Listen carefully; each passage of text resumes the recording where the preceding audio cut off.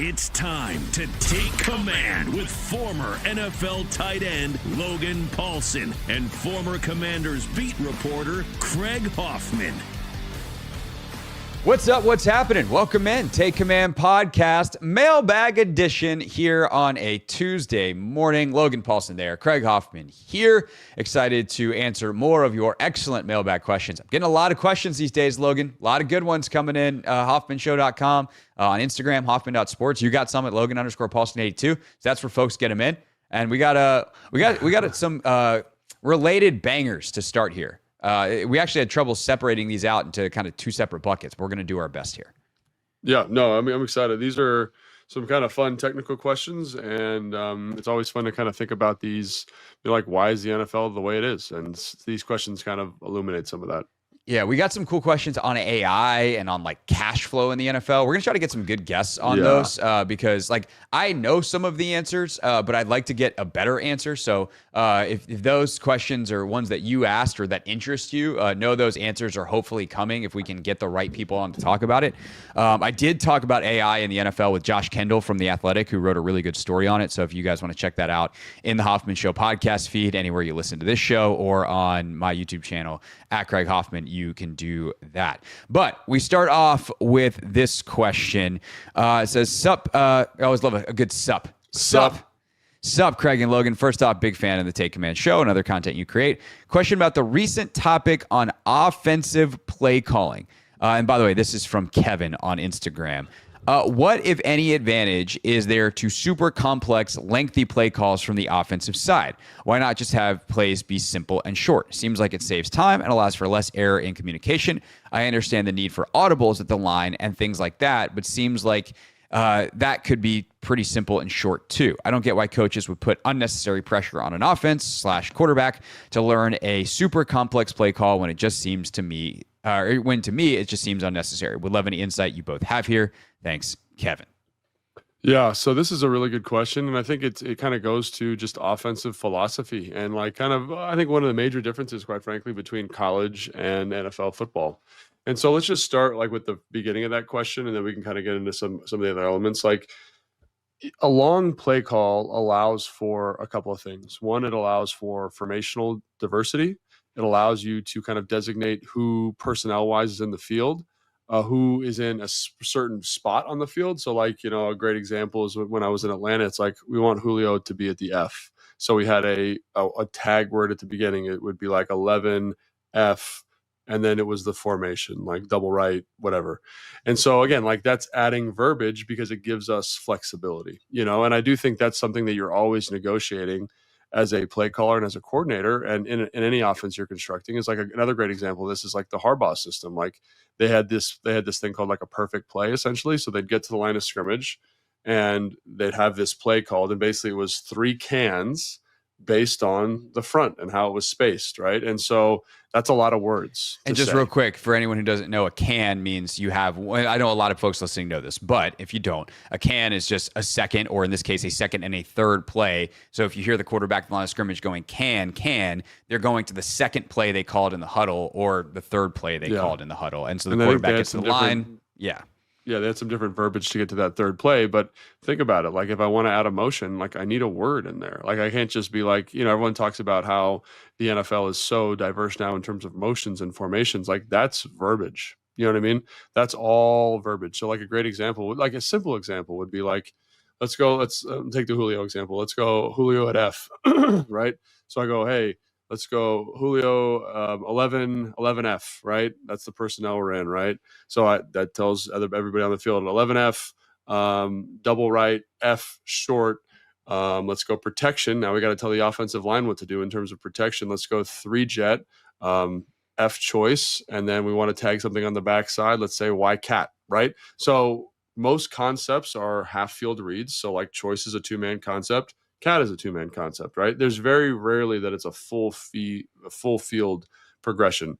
It's often installed that way. Like if we don't say anything on the backside of choice, like you're going to run this. But again, like maybe I don't like that versus cover 4. And this team runs a lot of cover 4 and I need a different backside concept, right? Or I need a concept that's going to come into the quarterback's vision. So even just in that simple play, right? Guys running a choice outside guys running to go. We want a short motion to digest the coverage a little bit. Like, it becomes kind of complicated, right? And so in the NFL, you have the flexibility because of time in terms of detailing all of these different rules. But I think, I started the conversation by saying it's an offensive philosophy thing. So there are disadvantages to that. Like, long play calls slow the offense down, requires a lot of thinking. And again, it gives you as a play caller more flexibility. It lets you be the marionette or the puppet master of the offense in a way that if it was more simple, it doesn't. But we'll talk about the advantages of smaller verbiage later.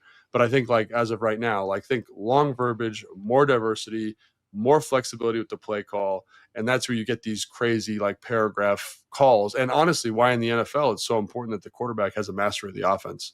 Right. Because it's a great story about Drew Brees. They used to play a game Friday night after the walkthrough where the coordinator would say the personnel, hey, 13 personnel, Devery Henderson or whatever. And there's 3 plays out of there, and Drew Brees could recite all 3 plays off of memory, no script. You know what I'm saying? Like, that's how detailed those guys are. And it does put a lot on the quarterback. And that's why those older offenses with Tom Brady, Peyton Manning, Drew Brees, Phillip Rivers, those guys had a lot on their plate because of the verbiage they were able to digest and how they were able to own that verbiage. But it gives you a lot of flexibility in terms of what you can get to. For sure. The best way I've always heard it described is like offensive football is like learning a language. And so, while the word seems silly to those of us who have never played NFL football, like, they actually make sense. Like, you could probably still be told a West Coast play from the Kyle Shanahan, Sean McVay tree of plays.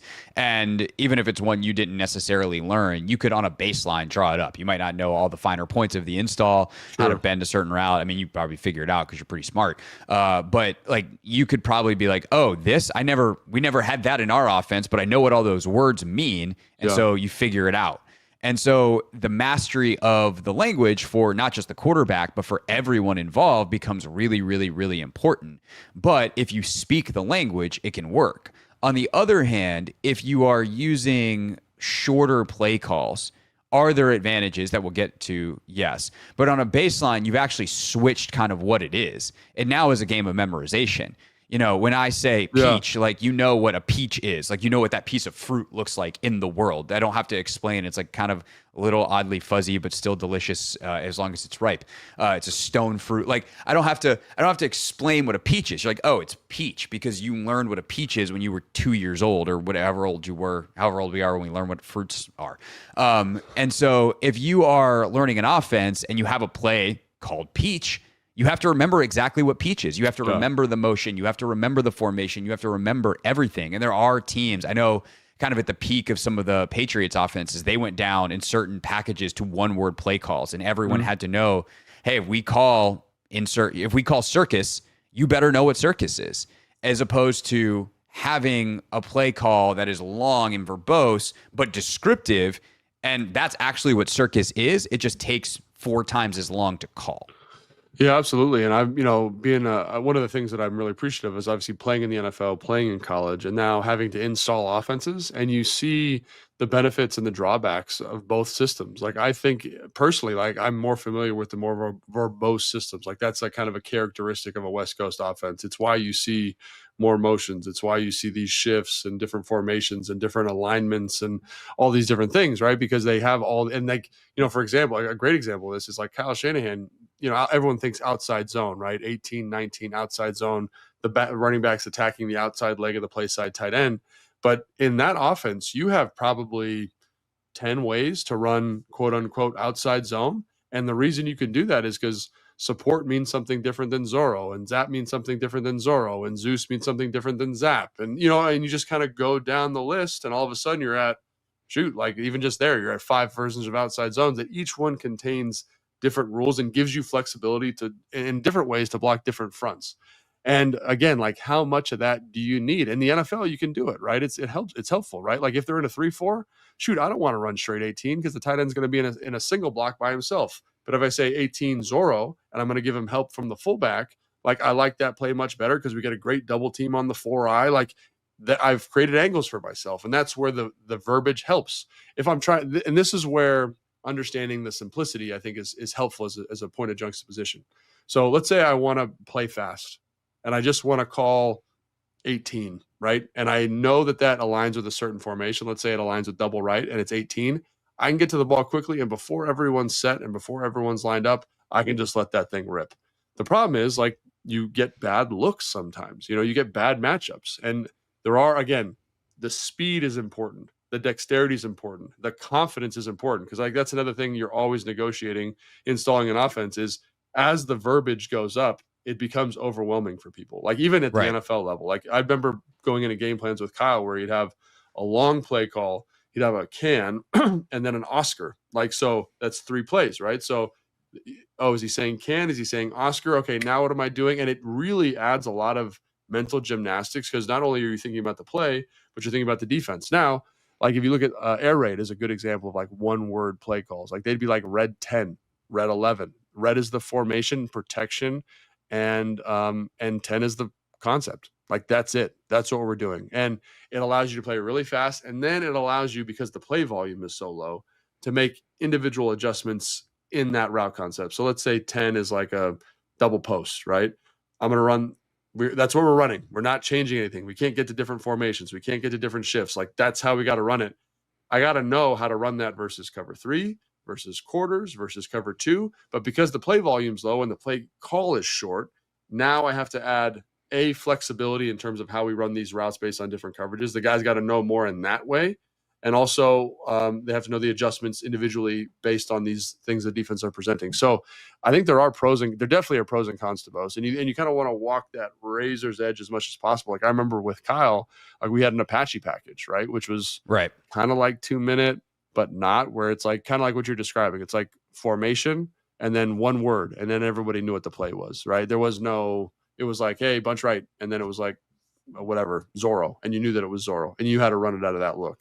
And that really let us play fast and shrunk the play call. But you'd run into bad looks, and you're just kind of hoping that, hey, even though this isn't the best look, the speed of us being here is going to affect the defense, and we're going to get a positive play. So let's try to give an example here.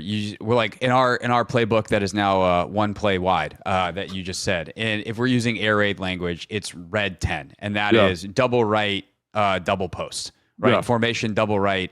That's not actually the air raid play, but yeah, just for this. Yeah, just for this exercise, because I'm just trying to be consistent rather than trying to do whatever. But right, so red tells us not only is it double right, but let's say it's 2-jet protection. Yeah, I don't even know if that makes sense, but sure. Like let's say that, so we know formation and protection, and then we have that. How does that play call sound in West Coast lingo? Yeah, so West Coast lingo would be like double right. It's red, so I'm assuming it's right, and then be 3-jet because you want the back to go away and run a check burst away from the concept. So 3-jet, and then you'd say so double right, 3-jet, Skinner, and then you'd have another like maybe drive, or maybe what would you tag with Skinner? Hurricane, something like that. So or Zeus, something like on the other side where it's like a corner flat or a corner across the field, so the posts you're clearing everything out away. But again, like in the air raid, it's a full field concept, right? Like you can't tag the backside concept anything differently. It's just going to be 4 receivers know exactly what to do. Here, I have the flexibility to be like, maybe I want to call drive, maybe I want to call cross, maybe I want to call Zorro or Zeus or not Zeus, a Hurricane, right? Whatever that looks like on the backside there. And so just again to way oversimplify, we have 2 posts on the right side of the formation. Sure, that's the kind of the basis. That is Skinner. That's the concept in the West Coast. And on the left side, it's not like they're running 2 posts as well, because then they all just run into each other at 25 yards. So we have to figure out what that is. And in the West Coast, we have the flexibility to change that, versus in the air raid, we'd have to call it, maybe we do have that, but we have to call it something completely different. So now, while the play calls are shorter, we need more play calls to get to more stuff, versus being able to just break off little pieces and change little pieces of the play call. Yeah, and I think you saw that like when I was learning a little bit about Ron's offense, which is the digit, which is the numbers offense, right? Yeah. Digits is like, it's like 787. It's like 7s are corners, 8's a post, and then 7's 9. a corner. That's when you've heard 9 route go ball. Like that's what that is from. What is that? The Air Coryell system that Scott Turner and North Turner and all them run. That's right. So, and one of the things in there is like you're limited by the digits. And so you can only get to so many different combinations. And so they kind of bastardized it. They still use the numbers, but then they tagged the backside concept something different. So they kind of like went from Air Coryell into West Coast verbiage to give them the flexibility. And I think in the NFL, the more flexibility, the better. But like that's something I'm really interested to see how Kliff does it, right? Because they seem to have a lot of diversity and a lot of flexibility, right?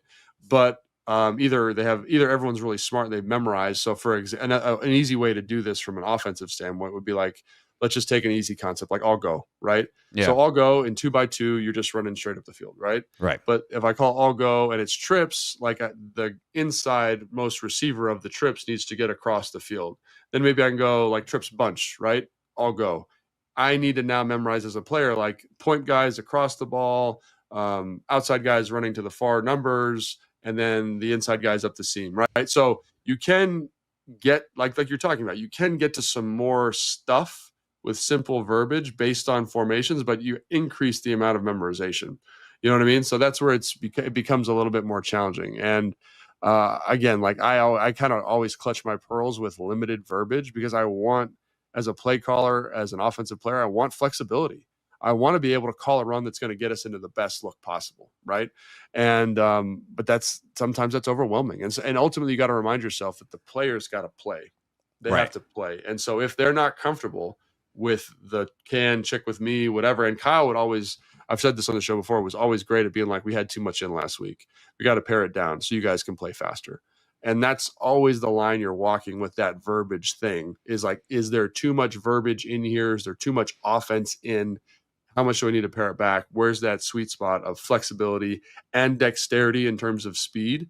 And that's always something I find is really fascinating about, and it depends on the guys you got, depends on your coordinator, depends on the quarterback. And I think that's something interesting here with Kliff is that the verbiage, I think, is kind of an amalgamation of both, I would assume, but it kind of fits what Jaden did in college, which was simple. It's a simple, fast, spread-ish type offense. So I think it's probably a mix of both. Yeah, it kind of leaves me with a couple of thoughts to wrap here. First and foremost, like this is why your ability to be a teacher as a coach is so important. Oh my God! Because if you can create not just if it stops being memorization and it starts being understanding, then it's like, oh, the point guy has to be here, the outside guy has to be here, because the players understand why it's happening, and if you understand why, you're going to execute it more. Because you would never do, like, there's sometimes that coaches watch players do stuff, and it's like, why would you do that? And it's like. Yeah. Because I didn't remember what I was supposed to do, and I had no understanding on why I was doing that thing. I thought I was supposed to run here, and I was supposed to run there. And it's like, well, why would you do that? It's like, because that's what I thought. You never told me. Yeah. Like, I didn't understand the spacing, right? So someone like Kliff, I feel like, does an excellent job of being like, not only do we want you to be here, we want you to be here because we're trying to accomplish this. Right. And if you have that, one, you can also make in-game adjustments as a player because sometimes the defense does wacky stuff. And if you need to pull a defender somewhere and you need to bend a route to like kind of attract that guy's attention, or like you need to be a football player. It arms you with the knowledge to be a player. It becomes that is super important. Like a living, breathing thing as opposed to lines on a paper. And that's 100%. Ultimately like the best offenses I played for. You know, like the third year under Kyle, like, or the, 2012, like I knew in game, right? Like, hey, we're running power. And it was because I had a lot of reps at it. Running power, for example, I'm the wing and it looks like the guy's going to crash, but he doesn't. And then I track to the linebacker and I knew based on the different patterns and shapes, and we'd run power so much that I knew exactly what to do. Like if this guy was here, I did this. If this guy did this, I did this. And I could make those corrections in game. And I remember having conversations with coaches and they'd be like, this is, as a coach, like what you're looking for is like, you don't have to come to the sideline and get this fixed. Like we can call the play again and we're going to be right. And so that's, again, like I think about the stuff I read about air raid last year when we kind of did the Kliff like air raid presentation, is that thing became a living, breathing organism, and everybody knew the adjustments to all the coverages. And so like when you have tight verbiage, you have to do a lot of work to get there, as opposed to big verbiage where I can kind of remind you, hey, in bunch, it's all go special, right? We got to get that guy across the field. He's got a special route as opposed to just straight all go. And so that's where it just depends on how you coach it, really. And I think like you said, being a teacher is extremely important. So if you can get the small verbiage, but like it's a smaller amount, but the higher level of mastery, that can be highly effective. And then the other thing is like, I think part of where like Kliff's offense specifically and this Commander's offense last year excelled was it didn't need some of the variance because like you talk about running into bad looks. The defense's playbook shrank because of the tempo. And we've talked about that before, so we don't need to get into it again now. Otherwise, we'll answer one question on this mailbag episode because we could talk about it for another 20 minutes. But like, it is important to remember that these things it's not just about the verbiage. Correct. It's what the verbiage allows you to do, the pace at which you play, the speed at which the players are able to think. And the pace of play has some dictation to the defense, which slims their playbook. So you know what you're going to get. And that way you're just as likely to be right as if you had, okay, the defense has their old playbook, but we have more options in ours to be right. It's limiting the guessing game on some level as well. No, absolutely. And I think that's, again, it just depends on what you want to be and how you want to get there and what you feel comfortable with. And both are effective. You just got to coach the heck out of both. Yeah, for sure. And have good players, which also tends to help things.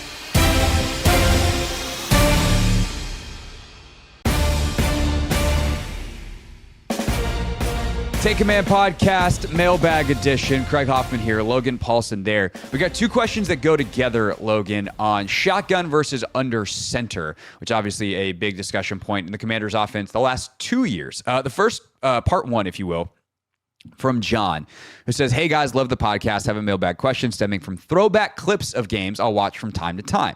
I noticed much more under center snap, straight back, drop back passes rather than throwing from the gun. I know this was the norm 20 plus years ago, but even 10 years ago, it was much more common. Other than marrying the run and pass on play action, are there any perks of straight drop back passing under center rather than the gun, as it seems like under center passing is slowly dying off? Is there anything teams can gain in timing and protection that they may not be as strong from the gun?" So that's part one, shotgun under center passing.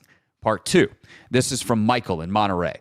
"Hey, Craig, when discussing improvements to Jaden Daniels' game, I only hear about how great he is currently, and any improvements would be negligible. While I agree he is a top 5 quarterback in the league, there's one glaring weakness I'm observing while rewatching these games. He is mostly taking snaps in the shotgun formation. Can you discuss how taking snaps from underneath the center can enhance the offense / Jaden's skill set, or whether or not this is a conducive strategy to what this offense wants to do? Thanks, Michael." So I would just say up front, I disagree that like Jaden has a weakness in that he is not taking snaps from under center. He has done it.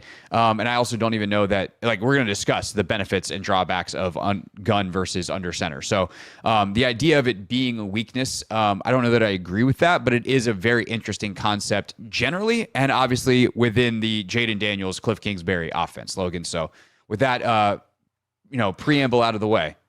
Yeah, I mean, and honestly, we could probably talk about this for like 2 hours. Like, this is in the football community, like this is a big thing. It's not like a huge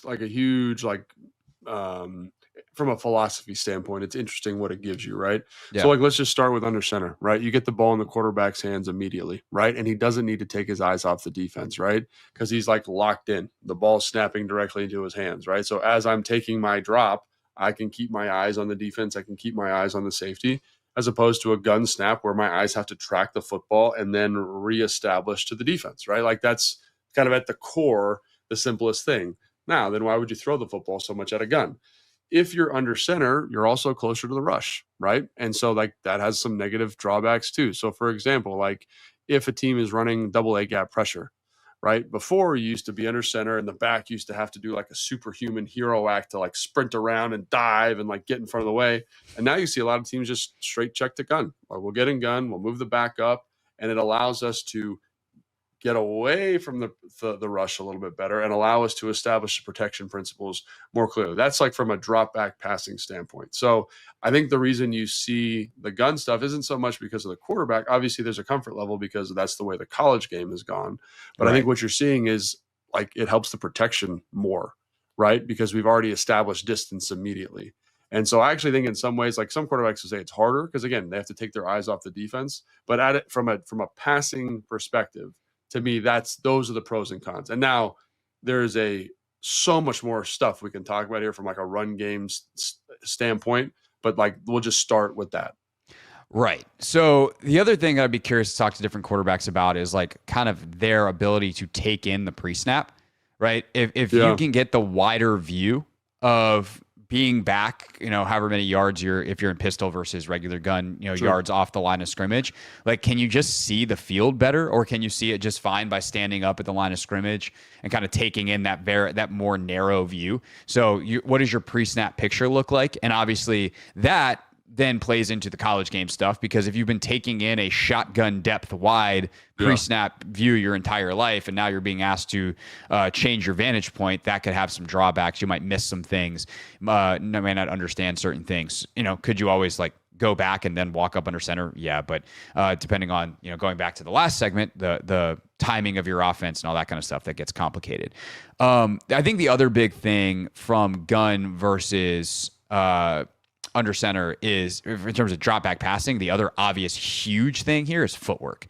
Like the timing of 3, 5, 7-step drops with or without a hitch versus the shotgun timing, and the complexity and the intricacy of that, I think, is much harder under center, or at least it's harder under center. Part of that is the offensive line expects the quarterback to be a certain place. And if I tell you, you have to try to be 8 yards away from the center, and that's where your pocket, like the center of your pocket, is to set up, and you're just walking, like you're just a dude, and there's not actually a rush. I'm just telling you, you have to like close your eyes and walk 8 yards. Like, could you do it? Or you have to look up and walk 8 yards. You can't count the yard markers on the field. Like trying to guess from, and it's closest to the pin. Like, I would rather start 5 yards away than 8 yards away. So like the point being that the length of your steps, the timing of that, not tripping over your own feet. It's just more stuff that can go wrong in the footwork versus shotgun, where it's like, okay, yeah, I have to catch the ball, but then I'm not moving nearly as much. The timing is is a little easier. And where I post up to kind of have my central hub of the pocket is just easier for me and for the offensive line. Sure. I think that's a great point. I mean, when you're coaching, like, as I've coached quarterbacks under center, it's hard. It's very, very hard. It takes a lot of reps. And I think that's something else that I wanted to bring up, is like, so much of the high school game, so much of the college game is done in the gun. I just think there's a much greater comfort level with being in the gun, like with the footwork, right? Like, there's some technicality to it in terms of, rhythm, or is my plant foot? How do I get to, if it's for timing purposes, is it 3 and a hitch? Is it, there's still some nuance there, but it's definitely not as complicated, right? You could almost survive with a quarterback with very poor footwork from the gun, like, because again, they're so far away from the rush. And to me, that's kind of what it goes back to, is when you're dropping, right, you are navigating the rush. You're navigating getting depth away from the rush. And in the gun, you just have time and distance. And so it makes the margins on footwork less important. Like, if you watch those old clips of like, Joe Montana or something like that, working their drop, like it's like a little bit dicey. You know what I'm saying? Like, you got to get out of there and get some depth, but now you already so got it. fast. Yeah.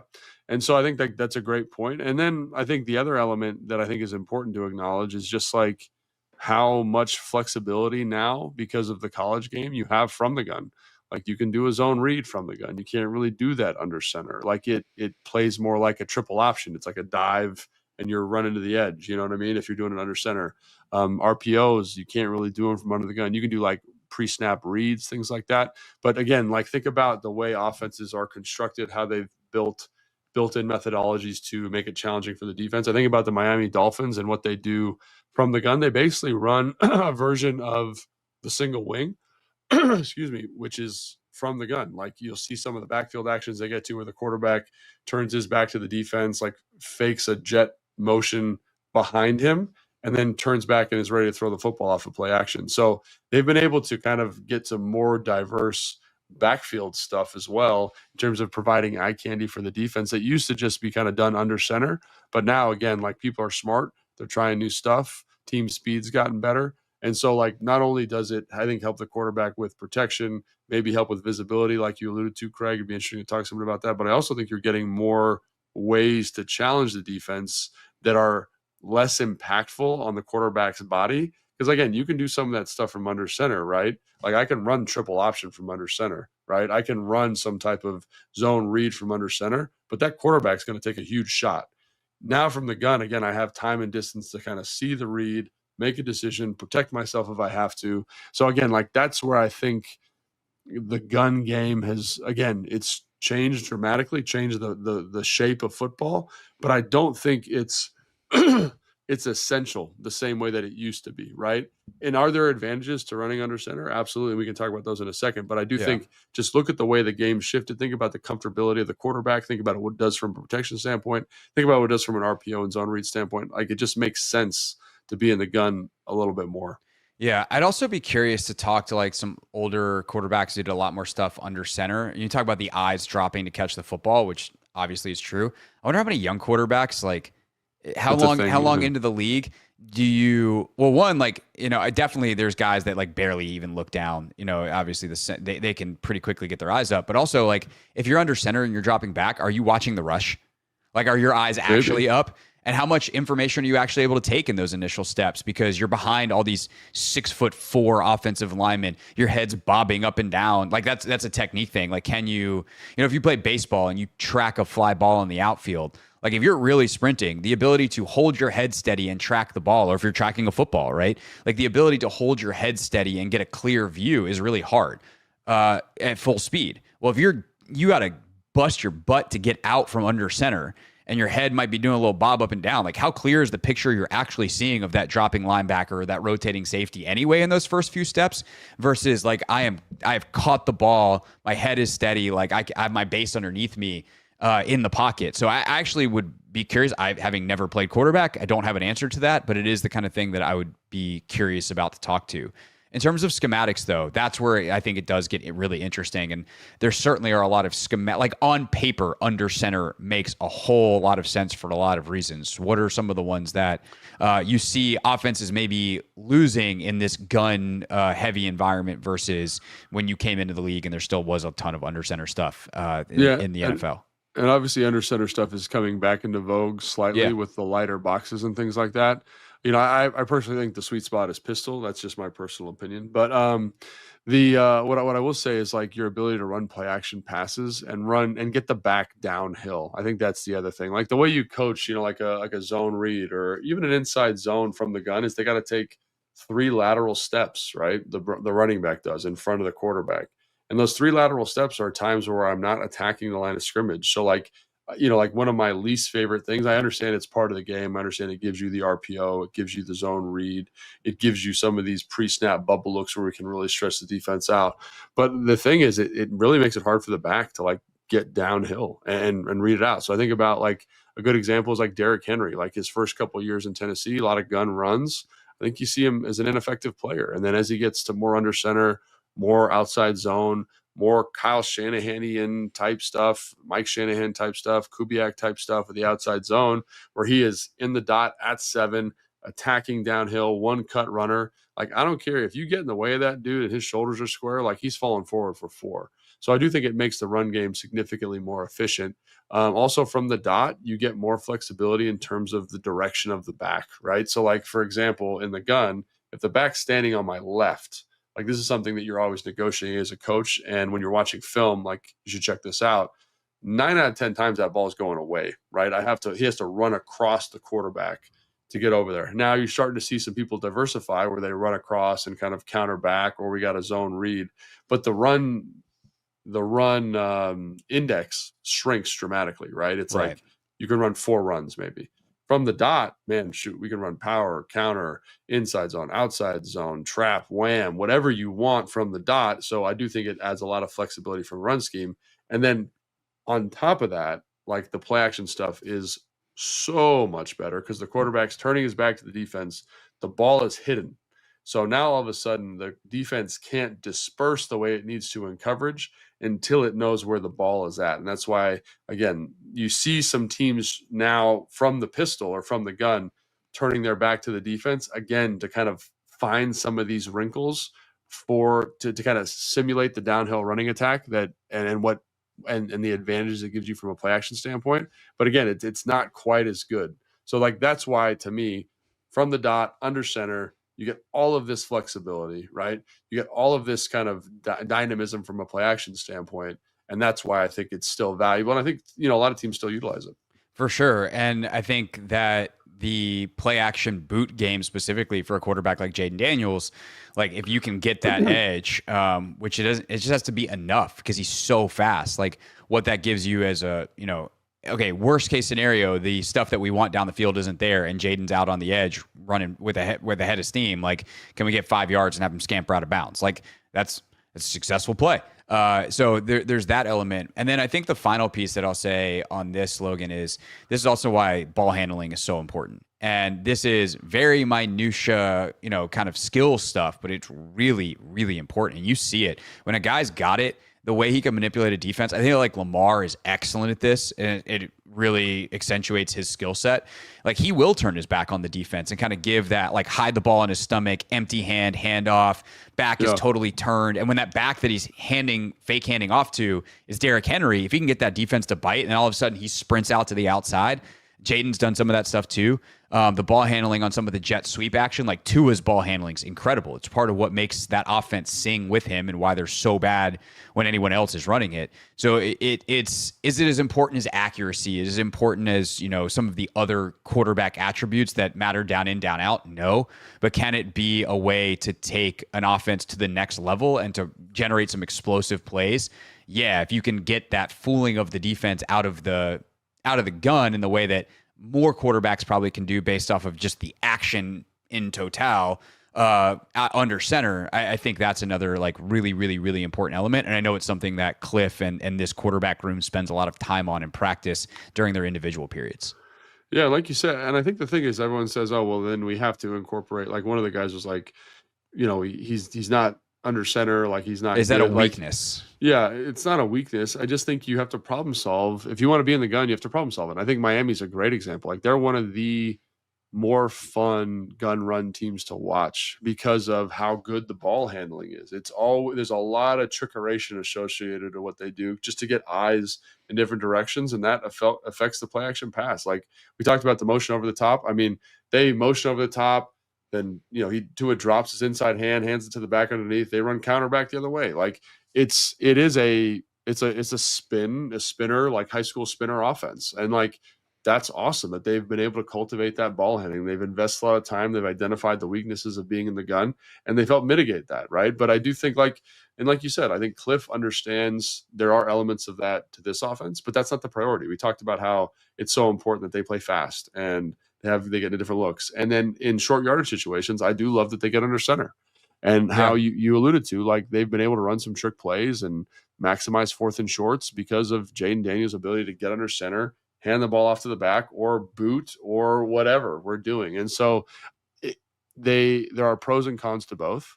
I don't think any of them indicate that Jaden is a good or bad football player. It's just what the direction of the offense is and how they choose to execute it. So I think that's where I kind of come down on it. It's like, yes, there are limitations and positives to both elements, but it doesn't reflect on positive or negative play for the quarterback position. Right. John, Michael, hope we answered your questions.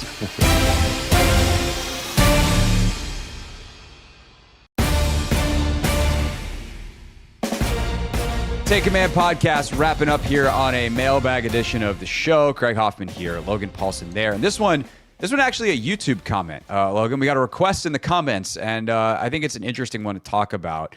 Spaffron4285 says, can you guys explain how you think confidence can affect a D lineman like Kinlaw? When I think of confidence being a factor, I usually think about the cornerback and wide receiver, but how can confidence play a role in other positions like D line?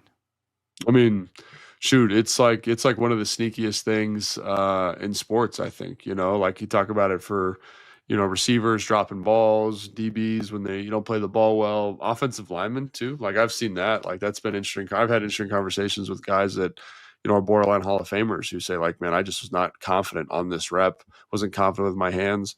And so I think it's an extremely important factor. Like it's kind of silly. It's like, are you, in a way it's silly. And I'm not saying the question's silly, but like people don't think about it. Like when the pitcher gets the yips, it's not like that they forgot how to pitch. It's like they're not confident.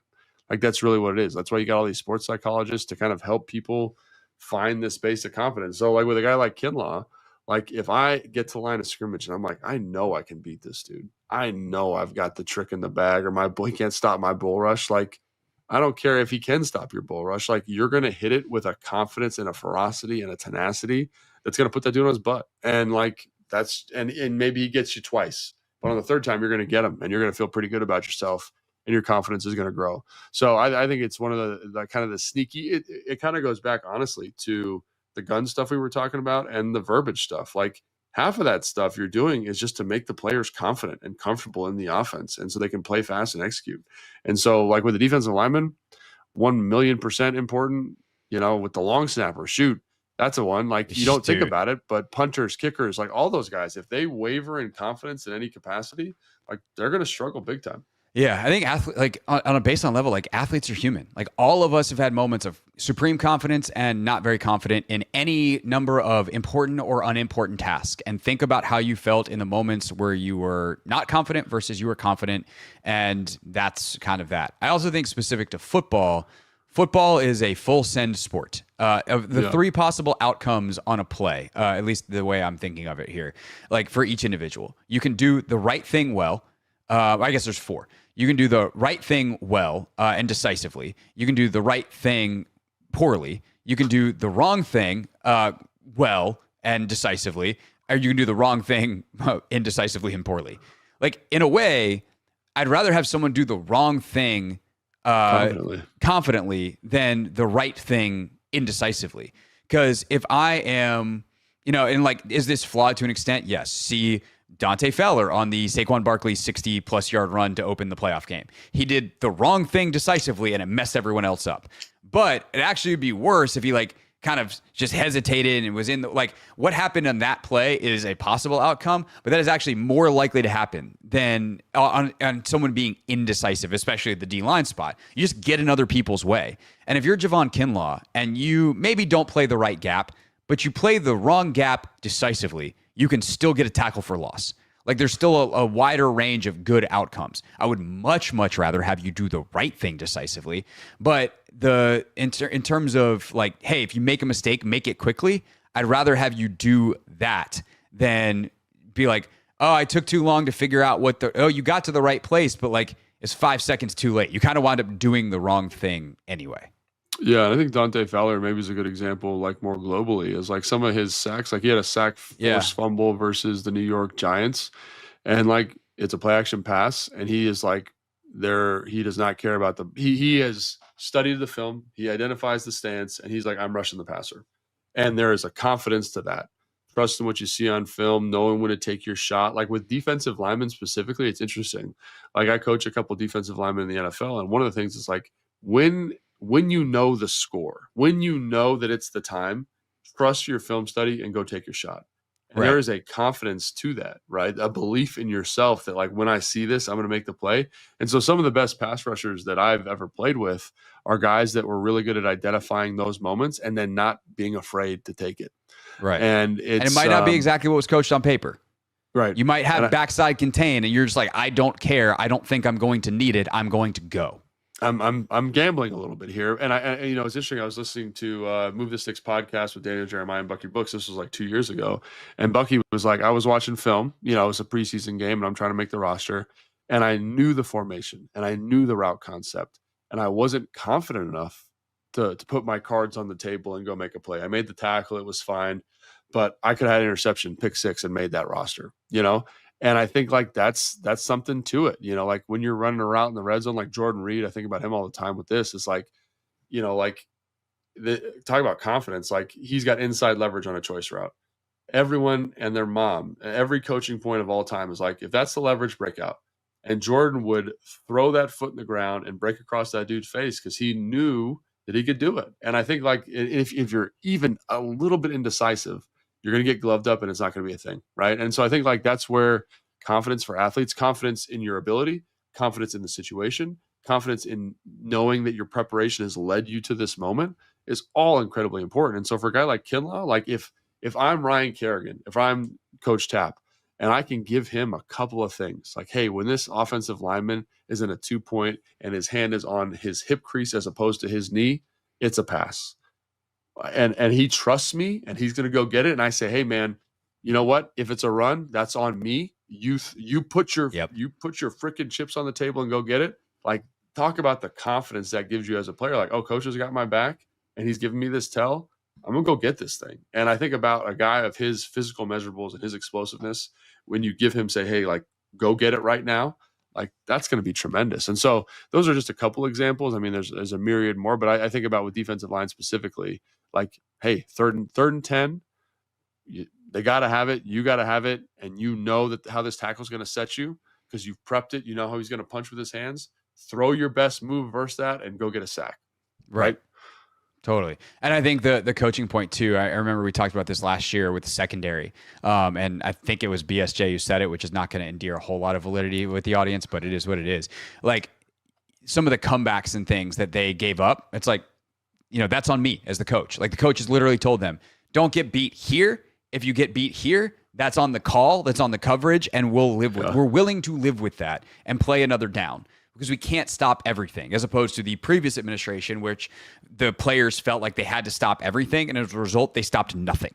And so I think that ability to just know, like, hey, coach said that's on me, and then to be told, like, hey, all right, you're watching film during the week, you're reviewing it, it's like, hey, that one was on me. It's like, oh, he said it was going to be on him. It was on him, as opposed to, oh, they said don't worry about that. Now I'm getting screamed at in film session for doing the exact thing that you told me to do. So there is a high level. It just allows you to play, again, decisively. Like, that's the word I keep going back to for especially defensive players, where you're getting dictated to. You have to make a decision. You have to react, and the ability to just trust that reaction, trust that decision, and execute as well as you can within those circumstances. That's going to make you a much better football player, much more effective. And I think in a guy like Kinlaw's case, a lot more splash plays than if you are indecisive and you just never fire and you don't use your gifts that you have of being like the biggest human that any of us have ever seen. Yeah, and I think about stuff that Fred used to say when he was playing with, Sean Taylor, and he'd say that, like, I had a belief in him and I knew I had a confidence. I could do certain things with him back there, and that we could communicate.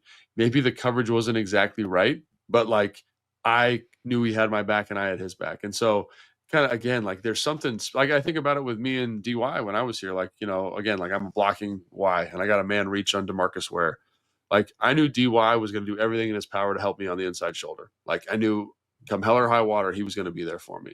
And, like, that gives you confidence as a player to throw your hat outside and be hyper aggressive and, like, go smash that dude in the face. And if you're not that way, there's no way you're blocking DeMarcus Ware. Correct. He's too fast. He's too big. He's too strong. Yeah, but who did that? Kyle did that for me. DY did that for me. The offensive line did that for me, and the fact, and when Kyle called that play, did that for me. And so talk about building confidence in a player. Like, you can do it. You just it goes back to being a teacher, right? Like, did I teach you the moment? And did I teach you why you can be confident?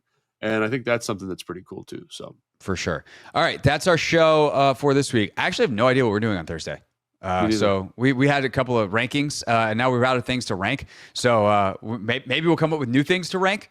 Maybe we'll come up with something else to talk about. So we will be back. If you have an idea and you want to produce this show, just throw it in Someone's got to. All right. No, just kidding. Our producer, we don't really ask him for ideas. Maybe Evan's got ideas. We should probably ask him. We've just been on autopilot doing mailbags and ranking stuff that we've done for years. Maybe Evan's had great ideas all along since he's joined us a couple of months ago. And now, Evan, now it's going to be your time to shine. Anyway, we'll do something on Thursday. We'll be back then. Thanks so much for watching and listening. And we'll see you next time on Take Command, where we'll talk about football.